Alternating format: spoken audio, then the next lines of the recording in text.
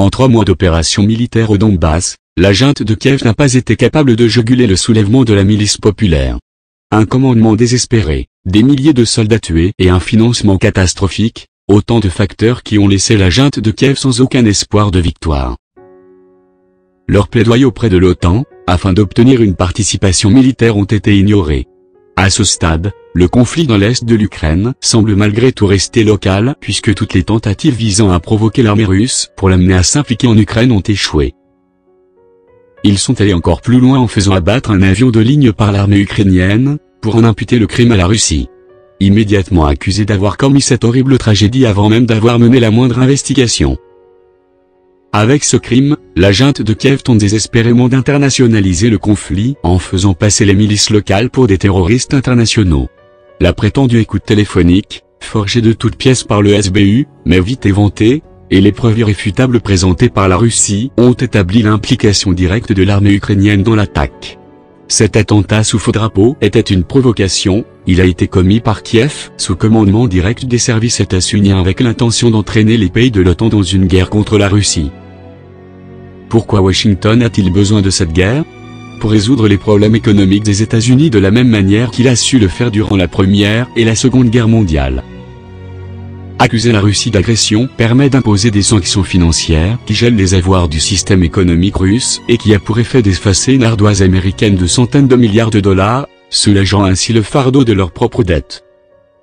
L'interruption des relations économiques avec la Russie aggravera la situation économique en Europe et affaiblira sa compétitivité par rapport aux États-Unis. La déstabilisation du système bancaire viendra stimuler les flux financiers dirigés vers les USA et soutenant la pyramide du dollar. L'implication des pays européens dans une guerre contre la Russie augmentera jusqu'à rendre irréversible leur dépendance politique envers les USA.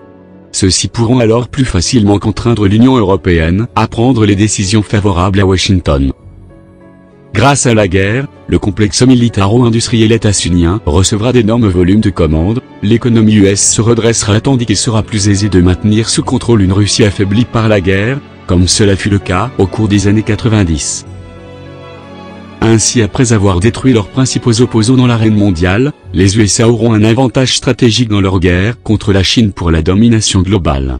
Contrairement à la Russie et à l'Europe dont les économies seront en ruine et les populations décimées, les États-Unis, eux, en sortiront vainqueurs. La guerre en terre étrangère étant le processus qui a toujours sauvé l'économie américaine.